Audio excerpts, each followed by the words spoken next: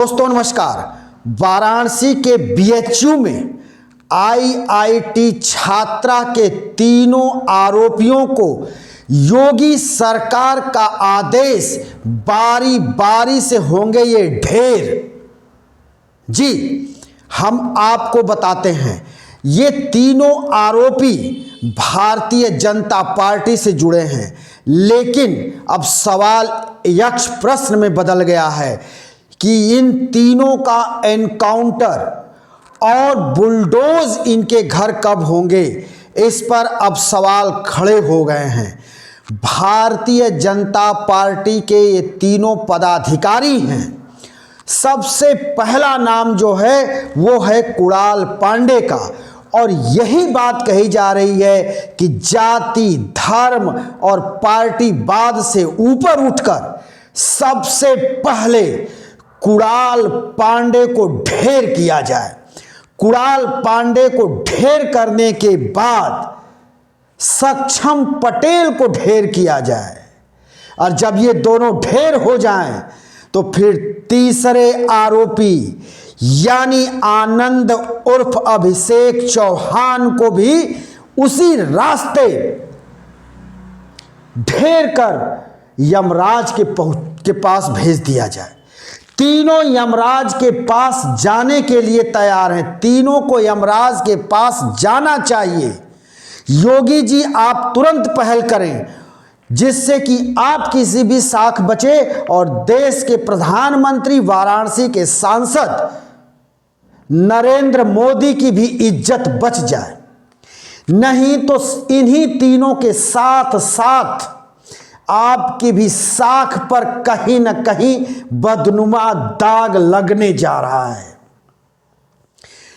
हम बार बार कह रहे हैं कि सबसे पहले कुणाल पांडे को ढेर करें। जी, ये जो तीनों आरोपी हैं, ये तीनों हैं कौन? ये एक है कुणाल पांडे, ये भारतीय जनता पार्टी के आईटी सेल का संयोजक है बनारस का, और दूसरा है सक्षम पटेल जो बीजेपी आईटी सेल का सह संयोजक है, वाराणसी का ही है। तीसरा है आनंद उर्फ अभिषेक चौहान, ये भारतीय जनता पार्टी के कार्य समिति का ये सदस्य है, आईटी सेल में है, ये भी बनारस का है। ये तीनों के तीनों जो पशु हैं, ये तीनों के तीनों बनारस के हैं।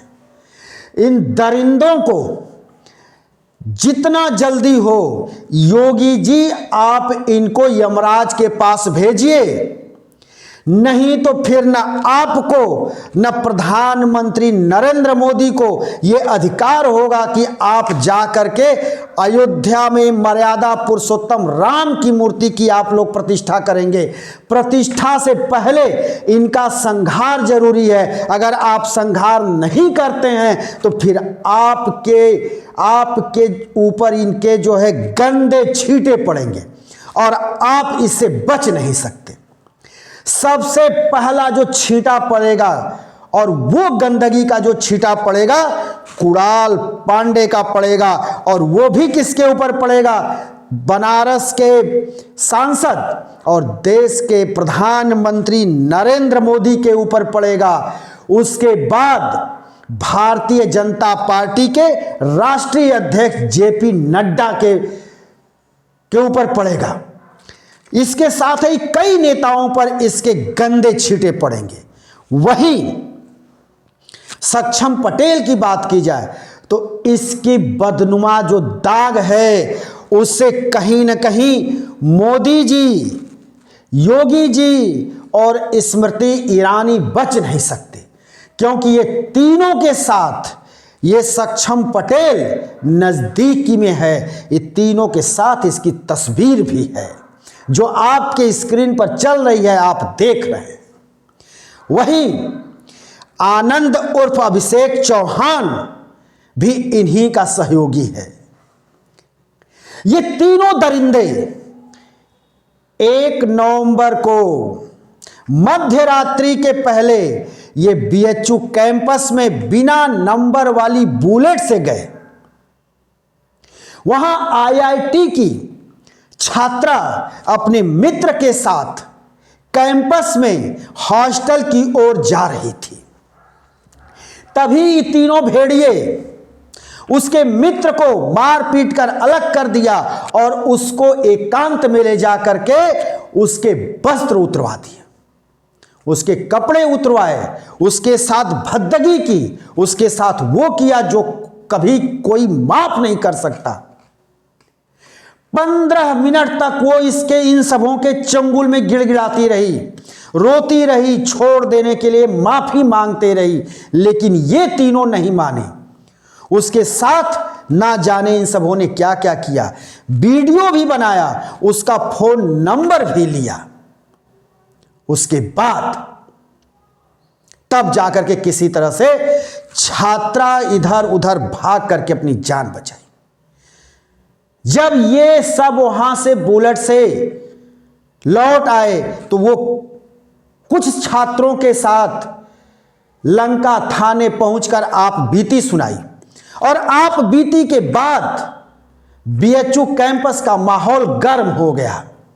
वहां के छात्र आंदोलन पर चले गए, लेकिन ये जो तीनों पशु थे, कुणाल, सक्षम, आनंद, ये पकड़े नहीं गए।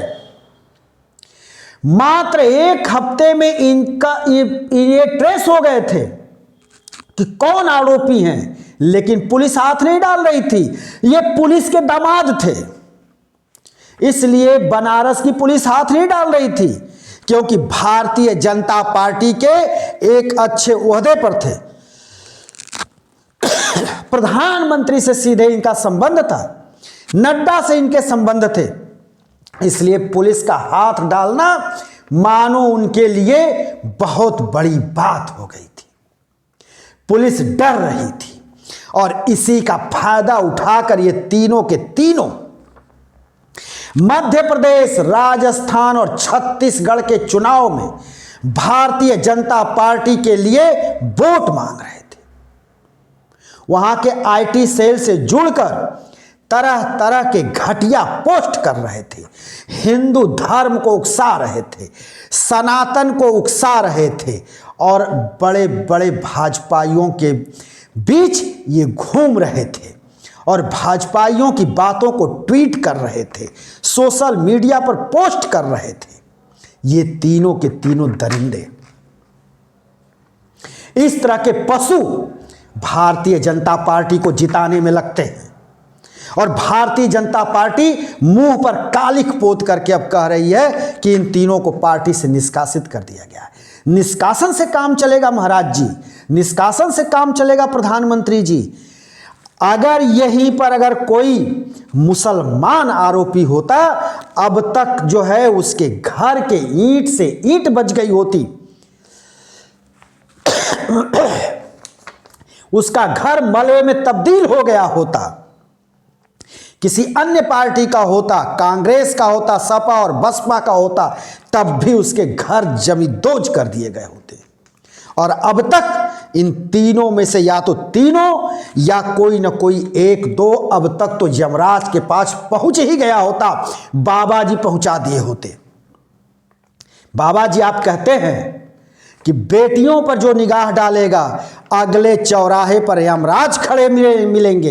इनके लिए यमराज कहां चले गए थे छुट्टी पर? बनारस से लेकर एमपी तक ये चुनाव प्रचार करते रहे, घूमते रहे, भाजपा के बड़े बड़े नेताओं से मिलते रहे। चौराहे नहीं पड़े क्या कि यमराज नहीं मिले?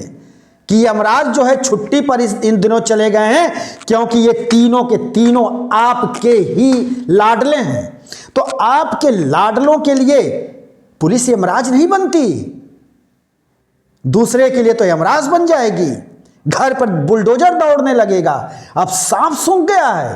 भारतीय जनता पार्टी के खेमे में सुई पटक सन्नाटा है, और यह सुई पटक सन्नाटा इसलिए है कि तीनों के तीनों जो पशु हैं और तीनों के तीनों भारतीय जनता पार्टी के हैं, और वो भारतीय जनता पार्टी ने इनको पाल कर रखा है। और ये तीनों के तीनों प्रधानमंत्री, बीजेपी के राष्ट्रीय अध्यक्ष नड्डा और प्रदेश के मुख्यमंत्री योगी आदित्यनाथ, बाल विकास मंत्री, महिला बाल विकास मंत्री स्मृति ईरानी के ये पाले हुए हैं, ये जहरीले सपोले हैं और इन्हीं के आड़ में महामना की बगिया में, मदन मोहन मालवीय की बगिया में ये जा करके ये दरिंदगी किए।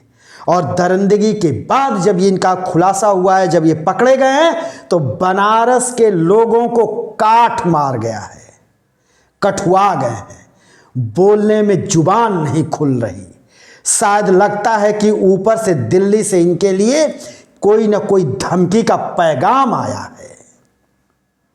हम दोस्तों फिर इसी से जुड़ी हुई खबर लेकर कल भी हाजिर होंगे और लगातार हाजिर होंगे। तब तक के लिए शिवमूर्ति दुबे को दीजिए इजाजत।